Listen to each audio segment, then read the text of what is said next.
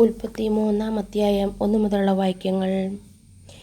ദൈവമായ കർത്താവ് സൃഷ്ടിച്ച എല്ലാ വന്യജീവികളിലും വച്ച് കൗശല്യമേറിയതായിരുന്നു സർപ്പം. അത് സ്ത്രീയോട് ചോദിച്ചു, തോട്ടത്തിലെ ഒരു വൃക്ഷത്തിൻ്റെയും ഫലം തിന്നരുതെന്ന് ദൈവം കൽപ്പിച്ചിട്ടുണ്ടോ? സ്ത്രീ സർപ്പത്തോട് പറഞ്ഞു, തോട്ടത്തിലെ വൃക്ഷങ്ങളുടെ പഴങ്ങൾ ഞങ്ങൾക്ക് ഭക്ഷിക്കാം.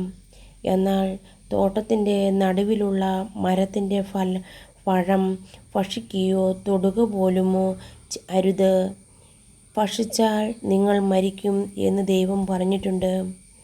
സർപ്പം സ്ത്രീയോട് പറഞ്ഞു, നിങ്ങൾ മരിക്കുകയില്ല. അത് തിന്നുന്ന ദിവസം നിങ്ങളുടെ കണ്ണുകൾ തുറക്കപ്പെടുമെന്നും നന്മയും തിന്മയും അറിഞ്ഞ് നിങ്ങൾ ദൈവത്തെപ്പോലെ ആകുമെന്നും ദൈവത്തിനറിയാം. ആ വൃക്ഷത്തിൻ്റെ പഴം ആസ്വാദ്യവും കണ്ണിന് കൗതുകവുമാണ്.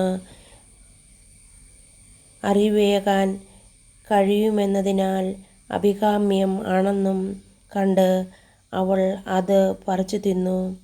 ഭർത്താവിനും കൊടുത്തു, അവനും തിന്നു.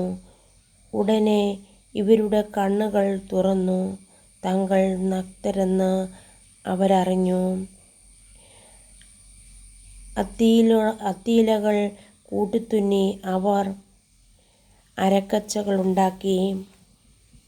വെയിലേറിയപ്പോൾ ദൈവമായ കർത്താവ് തോട്ടത്തിൽ ഉലാത്തുന്നതിൻ്റെ ശബ്ദം അവർ കേട്ടു. പുരുഷനും ഭാര്യയും അവിടുത്തെ മുന്നിൽ നിന്ന് മാറി തോട്ടത്തിലെ മരങ്ങൾക്കിടയിൽ ഒളിച്ചു. അവിടുന്ന് പുരുഷനെ വിളിച്ചു ചോദിച്ചു, നീ എവിടെയാണ്? അവൻ മറുപടി പറഞ്ഞു, തോട്ടത്തിൽ അവിടുത്തെ ശബ്ദം ഞാൻ കേട്ടു. ഞാൻ നഗ്നനായതുകൊണ്ട് ഭയന്ന് ഒളിച്ചതാണ്. അവിടുന്ന് ചോദിച്ചു, നീ നഗ്നനാണെന്ന് നിന്നോട് ആര് പറഞ്ഞു? തിന്നരുതെന്ന് ഞാൻ കൽപ്പിച്ച വൃക്ഷത്തിൻ്റെ പഴം നീ തിന്നോ? അവൻ പറഞ്ഞു, അങ്ങ് എനിക്ക് കൂട്ടിന് തന്ന സ്ത്രീ ആ മരത്തിൻ്റെ പഴം എനിക്ക് തന്നു. ഞാൻ അത് തിന്നു. ദൈവമായ കർത്താവ് സ്ത്രീയോട് ചോദിച്ചു, നീ എന്താണ് ഈ ചെയ്തത്? അവൾ പറഞ്ഞു, സർപ്പം എന്നെ വഞ്ചിച്ചു, ഞാൻ പഴം തിന്നു. ദൈവമായ കർത്താവ് സർപ്പത്തോട് പറഞ്ഞു, ഇത് ചെയ്തതുകൊണ്ട് നീ എല്ലാ കന്നുകാലികളുടെയും വന്യമൃഗങ്ങളുടെയും ഇടയിൽ ശപിക്കപ്പെട്ടതായിരിക്കും. നീ മണ്ണിൽ ഇഴഞ്ഞു നടക്കും.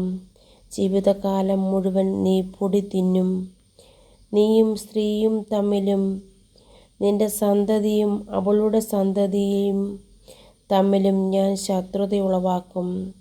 അവൻ നിന്റെ തല തകർക്കും, നീ അവൻ്റെ കുതികാലിൽ പരിക്കേൽപ്പിക്കും. അവിടുന്ന് സ്ത്രീയോട് പറഞ്ഞു, നിന്റെ ഗർഭാരിഷ്ടങ്ങൾ ഞാൻ വർദ്ധിപ്പിക്കും. നീ വേദനയോടെ കുഞ്ഞുങ്ങളെ പ്രസവിക്കും. എങ്കിലും നിനക്ക് ഭർത്താവിൽ അഭിലാഷമുണ്ടായിരിക്കും, അവൻ നിന്നെ ഭരിക്കുകയും ചെയ്യും. ആദത്തോട് അവിടുന്ന് പറഞ്ഞു, തിന്നരുതെന്ന് ഞാൻ പറഞ്ഞ പഴം സ്ത്രീയുടെ വാക്കുകേട്ട് നീ തിന്നതുകൊണ്ട് നീ മൂലം മണ്ണ് ശപിക്കപ്പെട്ടതായിത്തീരും. ആയുഷ്കാലം മുഴുവൻ കഠിനാധ്വാനം കൊണ്ട് നീ അതിൽ നിന്ന് കാലായനം ചെയ്യും. അത് മുള്ളും മുൾച്ചെടികളും നിനക്കായി മുളപ്പിക്കും. വയലിലെ സസ്യങ്ങൾ നീ ഭക്ഷിക്കും. മണ്ണിൽ നിന്ന് എടുക്കപ്പെട്ട നീ മണ്ണിനോട് ചേരുന്നതുവരെ നെറ്റിയിലെ വിയർപ്പ് കൊണ്ട് ഭക്ഷണം സമ്പാദിക്കും. നീ പൊടിയാണ്, പൊടിയിലേക്ക് തന്നെ മടങ്ങൂ.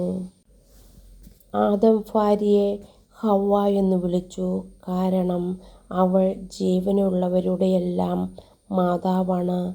ദൈവമായ കർത്താവ് തോലുകൊണ്ട് ഉടയാടയുണ്ടാക്കി ആദത്തെയും അവൻ്റെ ഭാര്യയെയും ധരിപ്പിച്ചു. അനന്തരം അവിടുന്ന് പറഞ്ഞു, മനുഷ്യ നിന്ദിത നന്മയും തിന്മയും അറിഞ്ഞ് നമ്മിലൊരുവനെ പോലെയായിരിക്കുന്നു. ഇനി അവൻ കൈ നീട്ടി ജീവന്റെ വൃക്ഷത്തിൽ നിന്നു കൂടി പറിച്ചു തിന്ന മർത്യനാകുവാൻ ഇടയാകരുത്. കർത്താവ് അവരെ ഏദാൻ തോട്ടത്തിൽ നിന്ന് പുറത്താക്കി മണ്ണിൽ നിന്നെടുത്ത മനുഷ്യനെ മണ്ണിനോട് മല്ലിടാൻ വിട്ടു. മനുഷ്യനെ പുറത്താക്കിയ ശേഷം ജീവന്റെ വൃക്ഷത്തിലേക്കുള്ള വഴി കാക്കുവാൻ ഏദാൻ തോട്ടത്തിന് കിഴക്കൻ അവിടുന്ന് കുരുവുകളെ കാവൽ നിർത്തി. എല്ലാ വശത്തേക്കും കറങ്ങുന്നതും തീ ജ്വലിക്കുന്നതുമായ ഒരു വാളും അവിടുന്ന് സ്ഥാപിച്ചു.